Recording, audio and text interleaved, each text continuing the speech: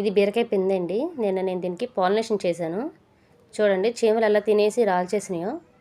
దీంతో పాటే ఇంకొక దానికి పాలినేషన్ చేశానండి. దానికి కూడా చూడండి పువ్వు ఎలా తినేసిందో. చూడండి చీమలు ఎన్నెన్ని ఉన్నాయో. చూసారా ఎన్ని చీమలు ఉన్నాయో. అసలు ఇదొక్కటే కాదండి, మొత్తం ఉన్న పిందెలన్నిటికీ చీమలేనండి. చూడండి దీనికి చూపిస్తా. అసలు ఎన్నెన్ని చీమలు వచ్చేస్తున్నాయో ఆ పువ్వుల వైపు నుంచి. కాయల్ని తినేస్తున్నాయి.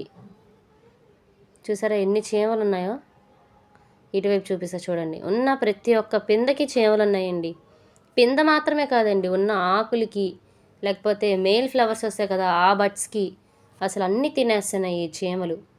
పోన్లే కొన్నే కదా అని వదిలేసినందుకు మొత్తం తినేస్తున్నాయండి. ఈ చీమలు గొంగళి పురుగులు అనేవి వర్షాకాలంలో బాగా వస్తూ ఉంటాయండి. చూడండి అసలు మనకెంత కష్టంగా ఉంటుందండి. అందుకే ఇప్పుడు నేను ఏదైనా లిక్విడ్ జల్లుతున్నాను. ఈ లిక్విడ్లో మనం 5 to 10 ml నీమ్ ఆయిల్ తీసుకున్నాము. దాంట్లో కొంచెం ఒక 2-3 చిటికెళ్ళు baking soda, 4-5 detergent liquid drops అండి వేసుకొని వాటర్లో బాగా షేక్ చేసుకొని దీనికి స్ప్రే చేస్తున్నాను నేను ఇప్పుడు.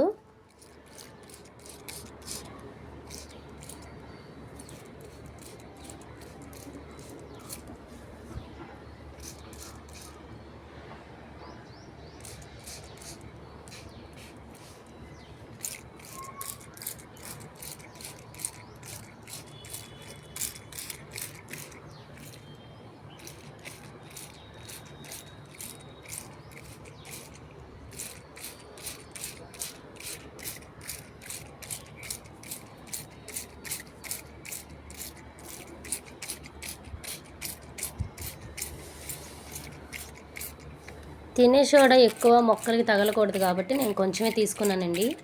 మరీ ఎక్కువ స్ప్రే చేసేబాకండి. ఆకుల కింద కూడా చూసుకొని మొత్తం చక్కగా స్ప్రే చేసుకోండి. ఎక్కువ తినే సోడా మొక్కలకి పిందెలకి తగలకూడదు. జాగ్రత్తగా స్ప్రే చేసుకోండి. ఓకేనా? Thank you.